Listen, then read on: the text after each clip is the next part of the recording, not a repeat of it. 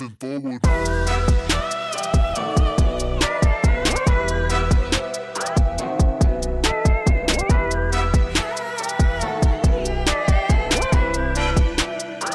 Do you like pina coladas and getting caught in the rain? Well, if you do, it's time for escape because this is, just the fun part of the week. Pahana, you know what day it is, so give in. Let's just relax on the sofa and take a peek at what's playing and, what's good to say. Well, I still haven't. I'm just gonna get this out of the way right now. I still haven't seen Black Adam.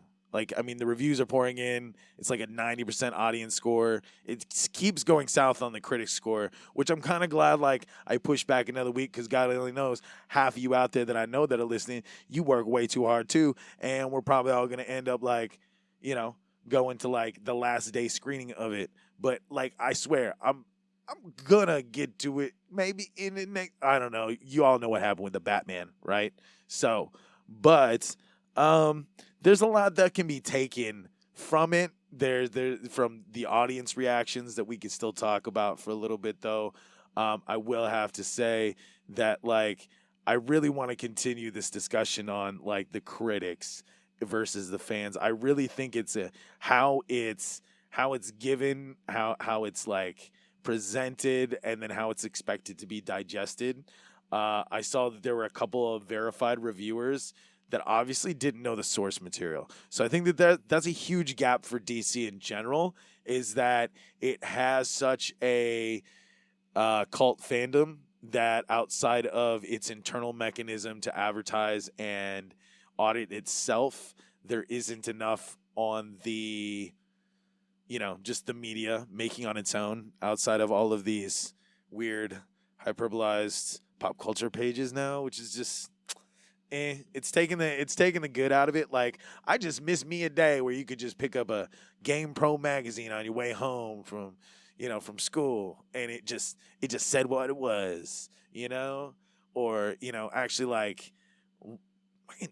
times like this, I miss Siskel and Ebert, man. If we could just get their heads in a jar together for eternity, that would be great. We need to bring more of that back. But I do have a Black Adam to review for you because I fit in some time, just because most of these, if you've got a really well-built tune and you've been on a game like this for a while, I do from time to time play me an MMORPG, and I needed some middle-of-the-night escape while stuff was rendering, so I went on for an hour and played on my main and two of my alts. And I gotta say, Sins of the Black Adam on DC Universe Online, is it a reason to hop on and start playing today if you've never played before? Actually, a little bit. But quite frankly, now in general is the time to get on it because there's so many episodes and there's so much that you can play on the free side with just your two freebie characters that you could get lost in it. So if you guys like playing an MMO or you haven't been on DCUO in a long time, worth it to check out, because in this latest story we're following the Black Adam Club, but it's not The Rock's Black Adam. So we're playing more of a actual a post New 52, post Earth Crisis Black Adam DCUO style. So I think that his animation and Isis's, especially for the title cards they use on the load screens, it kind of feels a little if the Fleischer Tunes had done Black Adam. So I kind of, in that sense, I think it's kind of cool. I think that the voice actress, I don't know if they just didn't give her enough direction or what it was. She just seemed kind of flat. I believe it's the same guy that's been Black Adam to date on DCUO. The story is a smart idea. I like the fact that when you finally beat it once and you get to have it speed up on the solo mission, that it's all just narrated by Billy Batson much faster. Quite frankly, if you're listening, Daybreak guys, You could have just gone with that for most of it. And I really think now would be the time to like go through the whole catalog and like either try to like get it turned into animations like the old school DLCs and main story, or at least like just do the straight skip. So like because it doesn't completely work. I don't know if that's like just glitches as we're rolling into it, but functionality of that aside, the story's pretty good. So we're finally back on the Kandak map, which it's been a long time, and we've actually never really hard used it as a site for a DLC story. So like it's kind of like really like it's really brought it back to life for me because I it's one of those maps that I constantly like I try to get some time on, or you do the walk in just because like there's no way that you're going to get anybody to even pug for it unless it's by accident because everybody's doing omnibus maybe if you're lucky. But refreshing as it is, it's still kind of short. So like, I mean, you can well, it's short in the sense that like since it's the newest piece of content, everybody's on the map every day. So there's a really good chance you can do the public 8-man, which is really like at this point, like it's I felt like because I don't get in enough time to top out, but I will say that like I mean my main is approaching 380 and nature healer, and he can kind of like hold his own in guerrilla mode with like 3 other people on the map. So I mean, but that's also like I got some good relics, but but I think it's like it's one of those things that like they kind of toned it down a little bit because I think they're trying to reach a wider audience. So we're probably gonna see more kids on again. Like watch us get some more of that Roblox crowd. But I'll take kids, especially if like the kids can get the game down, much better than like older neckbeard bastards that just like talk shit all the time. So that aside, the base map really easy to do. So if you don't have a lot of time and you like an MMO that's like after you put in the hard work, you can just like idle it like once a week. It's only about I'd say a 20-minute run for the main map stuff if you're including the weeklies, and then on the daily side it would be 10 because you don't have to do the weeklies for another week. The solo gets to be pretty fast. I think I'd probably start in the next 2 weeks on doing everything on Elite just so I can get ahead on knowing it by the time that everybody mainstream's playing Elite and you're running pugs. But with that, I'd say the solo easy peasy. Lots of small little info blurbs to pick up on the way in that one. The alert is really just, it takes time. It's a nice like medium burn. So once everybody's in the 380s, it'll be pretty fast, I'd say. And like with the second that you're 380 or higher, like just go for it and like start smashing that elite. The 2 raids, you can make them fast. I will say that is like after you've gotten the raids down and you've already explored the map and you're starting to just like pug the event, like you can, unlike the alert and the solo, you do not have to engage all the ads. So feel free to just like fly, like put on a shield and fly your happy ass all the way to the bosses. And then like the little room where they drop like all the mega ads, you could just like go straight to those and let the ads catch up with you. And if you've got a good burn going with your team, shouldn't be a problem. But the generic story, like Black Adam is tempted by Neron, and he asks for Isis, and Neron splits Isis in 2. And I'd say that, like, you know, I mean, stories like this for Black Adam are interesting because you would think, oh, Black Adam now has to, like, fight his way to the underworld to get Isis's good half because that's, like, what you would think he's in love with. And then, like, we fight Deadly Isis, and, like, they make up.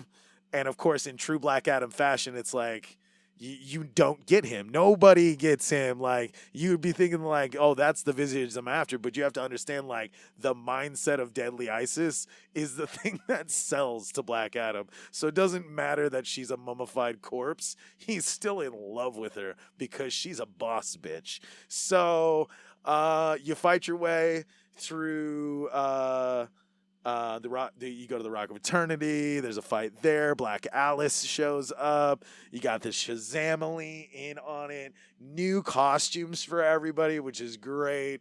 Especially makes up for the fact that like this year's Halloween event costume was just more like pumpkin jack-o'-lantern shit.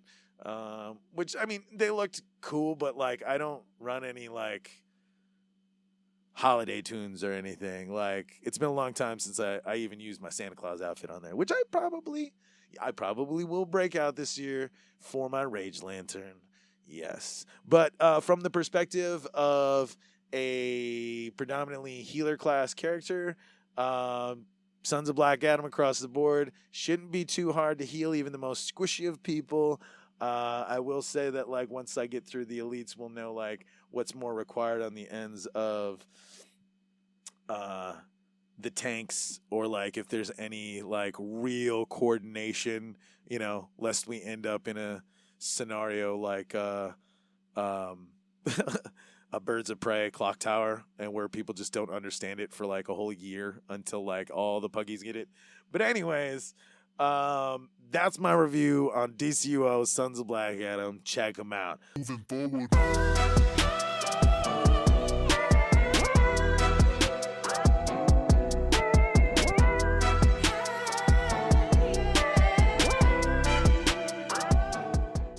We live in a fast-paced world where many people are too busy to sit down and read books or news articles. But thanks to Newsly, you can now listen to the news you wish you had the time to read. By utilizing AI technology, a natural human voice reads you the news, helping you grasp the information faster and more efficiently. Newsly provides the latest news updates 24/7, letting you browse articles from topics you choose. It even has podcasts, including ours. And listeners of Rabbit Holes can get their first 30 days of premium for free, allowing you to enjoy an ad-free experience by using the special promo code in our episode description. So download Newsly today for free on iOS and Android, or visit www.newsly.me so you can stay updated on the things that matter to you. Moving forward.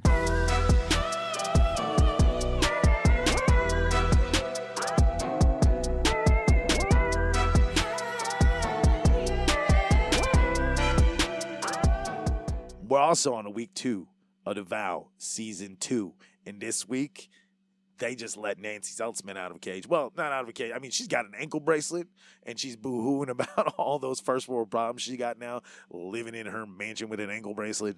But the takeaway is you can see that it finally started to like click in her head. You understand now why she pled out, and that she's getting that there was a whole nother agenda that Keith Raniere had, and that she didn't wake herself up to it soon enough, and that she should have.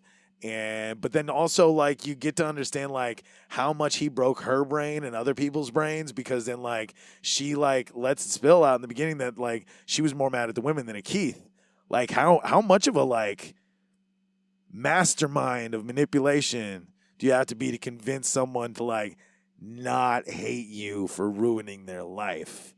So then Raniere does this to her, and then, you know, Vicente then comes on to say about, you know, as we get pieces of his deposition in the trial, his you know, talking in court, and you could see how much it hurt him to like go over the threshold to be able to point out a Keith in court and be like, that's the dude who done did it, and he did all these terrible things, and here's why, and this is my point of view on why he sucks, and he also committed these crimes against my friends.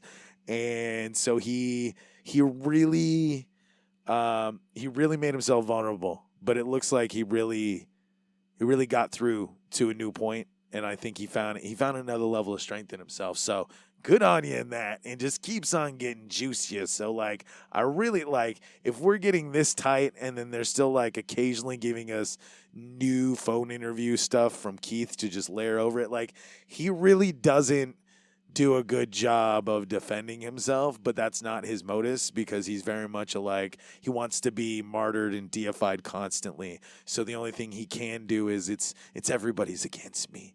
So that's Keith's game. So it's very interesting to watch this unfold now on HBO, as opposed to how it was a year ago, like just digesting it as headlines from the news and whatever, like that Frank Report guy was covering on them, etc. But and then also like catching in on episodes of A Little Bit Culty, which you guys should check that out and then support Sarah and Nippy. Those guys are amazing. But yeah, at this point in the season on the Vow, I mean I could, for as much as they've already shown how far ahead in the trial, I really think they're just going to go into this deep pocket dive, and we're just going to get so blurred in the psychological line that even we'll be like, oh, we didn't give that guy a chance, but then they're going to hammer us with that one last piece of evidence, and they go, he is a piece of shit. Put him away for life. The end, and then hopefully everyone happily lives ever after. All right, so now, the moment we've all been waiting for, the reason why I get out of bed once a week, Quantum Leap.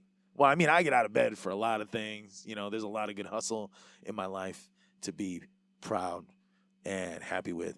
But the kid in me is just enjoying this show. Quantum Leap, this last week, he leapt into, which was technically supposed to be the pilot, and then went back to reshoots after they rearranged the season.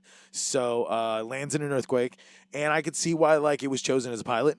I also could tell where I'd have to say from the outside looking in, at least 80% of what was shot on the Leap was kept, and that they probably only used a couple scenes and easily some just small tight ones to bring it more to where it should sit in the chronology of the season. I will say that that whole piece with his mom and the opening up to Addison and sharing something that he never wanted to share with himself, but then her whole falling in love with him more thing, I think this is going to be great, because this is how do you turn these two from being an old couple? So let's just turn the Sam and Al thing on its head, and then let's have to this is Sam and Al have to go on a date all over again, but there is a level of respect and infatuation. So it's really going to open itself up.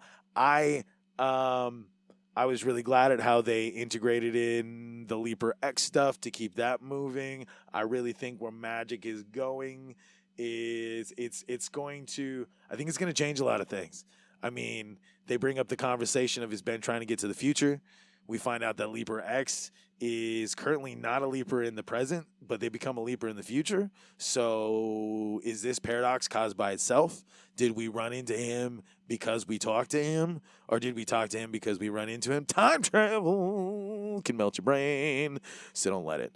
So with that being said, are we going to start seeing inconsistencies in time? Are we going to maybe even visit paradoxes? Is it really just an attempt to go to the future, or is it a way to manifest an end result? Because maybe it's not about whether or not it's actually led anymore as a way to just travel and explore time and then, give in to this fate order thing, or is it the whole time we've been chasing this algorithm on the pretense that it's supposed to make a better world or change things for someone's upper hand? Are we watching a series of leaps that coincide with events in the OG show? I mean, I'm going to have to say after tonight's episode, I'm really going to when I have extra time to myself in bed, I'm going to have to go over old episode notes and the new episodes. And we're going to have to create like a slingshot grid. Like, how are we going to construct this model without knowing any real science, and then just kind of like making it up Galaxy Quest style, and kind of see like where these dates fit in, and are they related to old episodes, or are they like branching out from old episodes? Is it a ripple in time, or is it a descendant, or is it like all of those things from the Atlantis mission to going all the way back to the Old West? Because I mean, what happens if like that city was never supposed to exist? So what if creating that city created a Leaper Town? You know, you never know. It's limitless at this point, and if you look at it from the lens of, yes, this is a continuance, but this is a season 1. What is something that a season 1 will do in order to create a more episodic element, so then we could backburner the Sam Beckett plot until it gets good enough to attract Bakula on to get us that Beckett plot? Well, as the next episode approaches, only time will tell. Oh boy. Well, thanks for coming on the ride again. I will catch you with the Maui Weekly next time. And hey, you know, even if you're not in Maui, or you just tune in for just these, maybe go check out those cool candidates that are running and see how you can join a conversation, and or even just learn something. It's not all just about what's going on in Maui. It tells you how these positions are operated, so you could even learn how to be a mayor or how to be a senator just by listening to these guys explain the job. Anybody can take up those mantles. So that's another thing to start thinking about in the next year. I'm not going to get into it too crazy because I know this is the pop culture gab, but we'll bring that up next time. In the meantime, be good to yourself, and keep looking for a good distraction in a world that wants to drag you down, because you know what? We got this. We got this. You got this. I know I got this. I know you got this. And we got this together. Mahalo. I'll catch y'all on the flip side. Aloha.